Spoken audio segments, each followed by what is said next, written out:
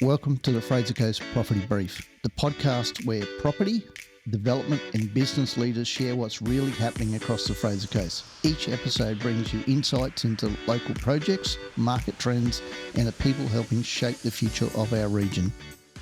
So why does this podcast exist? The podcast we're about to talk about is property development, investment and the future of Fraser Coast. I'm Glen Winney, and if it's anything to do with property in this area, I've probably had something to do with it over the last 40 years. I'll be your host, and I just want to, first segment I want to do is talk about my history and, so you get an understanding who I am and what involvement I've had in the property industry. So to go through, I've been here since 1981, started off as an apprentice carpenter, went all the way through the 80s. During that, did some commercial construction. Late 80s, I did financial planning. Then by 1990, 91, I got into real estate for the first time, started with LJ Hooker and set up a specialised project marketing division within their business.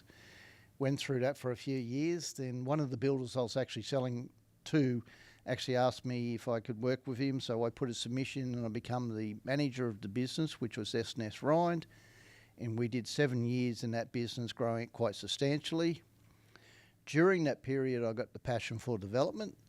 So in the mid-90s, we started doing small office developments and industrial buildings, things like that, and grew that during there. Late 90s, I believed that a marketing arm was missing in there, in the business. So we started Century 21 Project Marketing Queensland.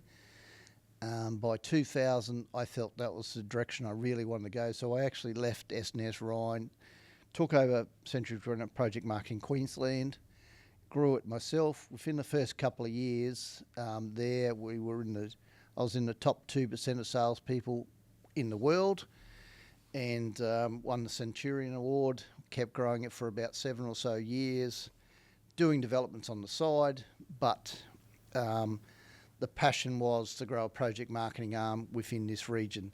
We were also doing commercial. By 2007, 2008 era, S&S Rhine owner decided to retire, so I ended up buying that business back out that I was running in the 1990s. So by the 2008, around the GFC, when everything went really bad, I had a construction company, a real estate company, and we're doing developments. So we rode through those years. 2010, after development slowed down, I jumped back into real estate again and took on a Knight Frank project marketing office, where we focused a lot on commercial. We focused a lot on development sites, grew that. Within year 2 of that, I was the franchisee winner of Australia and New Zealand for Knight Frank, grew that business right through to about 2015. I saw the market swinging, I saw land starting to come back in this area by then, so I went on to changing the name to Win Projects and started focusing more on land sales and development sites than in my traditional commercial. So from 2015 to today, we've had Win Projects growing year after year, and we probably control most of the land subdivisions in the area under project marketing. The development arm has grown within the business. We do developments for ourselves and we do them for external clients. We also got a construction, which is Win Constructions, which is still going and going well in there. And we do project management for people. We do a lot of consulting for clients. So got civil engineering, civil construction side as well. So there's a whole arm. So the whole purpose was creating a one-stop shop for property. So that's the journey I've had with the business side of it. During that one-stop model, I've also got very involved in the community side and the leadership roles within the Fraser Coast area.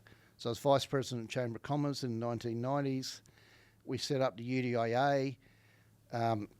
Many years ago, I was one of the initial presidents of the UDIA, and about 5 or so years ago, we want a more localised thing to deal with Fraser Coast issues solely. So we set up Fraser Coast Property Industry Association, which I was founding president, and I am still currently the president of that.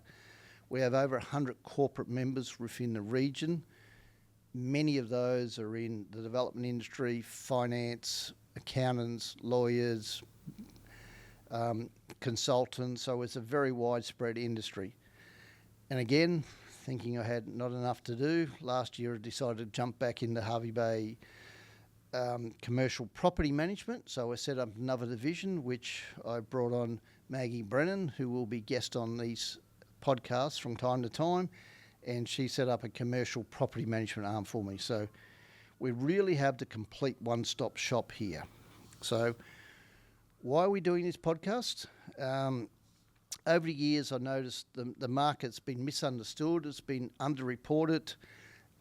We get trapped into regional, like wide bay statistics, or sometimes just Fraser Coast statistics. You don't really get an on-the-ground understanding of what's going on about population growth, about where the developments are, about planning decisions.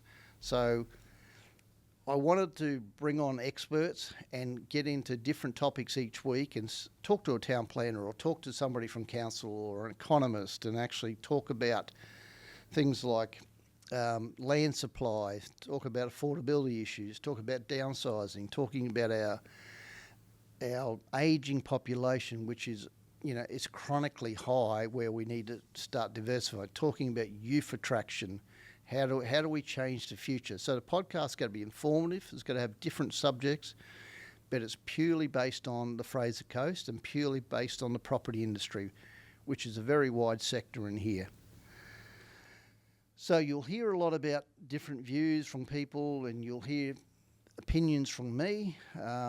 We'll have some debates from the other side of the fence on many topics, and we'll actually try to get down to the nitty-gritty and work out what's going on in this area and how we can improve it for the future.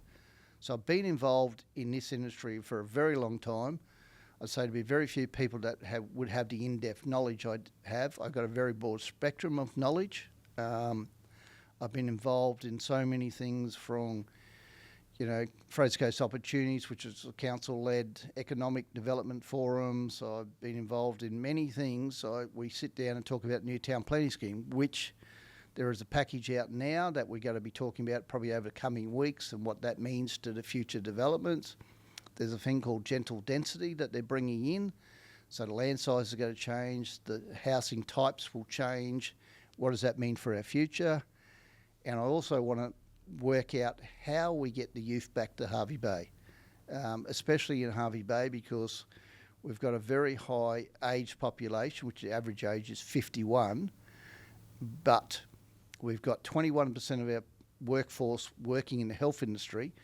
30% of them will probably go to retire for the next 10 years. We've got a growing population over 65. So who's actually going to look after these people in 10 years' time if we don't attract the youth right now? That just doesn't mean giving them jobs. It means giving them things they want to do, from amenities to housing styles to nightlife. We've got to change our demographics in this area if we're going to survive in the long term. So in closing, my goal is very simple. I want to give listeners a clear understanding where the Fraser Coast property market is heading, whether you're a property owner, whether you're an investor, where you just want to understand the market, where you want to understand town planning a bit further. But we're going to dive deep, and we're going to have some serious conversations about different topics as we go through.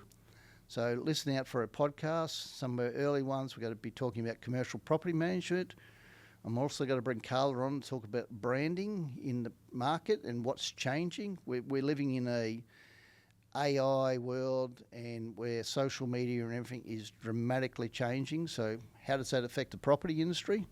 So that's it for me for my introduction, but I want you to come back and listen to it as they come through on a weekly basis. So thanks for listening to Fraser Coast Property Brief. I hope you enjoyed this episode and follow the podcast if you're interested in anything to do with property on the Fraser Coast. Next episode, we'll start looking at what's actually happening right now in the property industry. So talk to you soon. Thanks.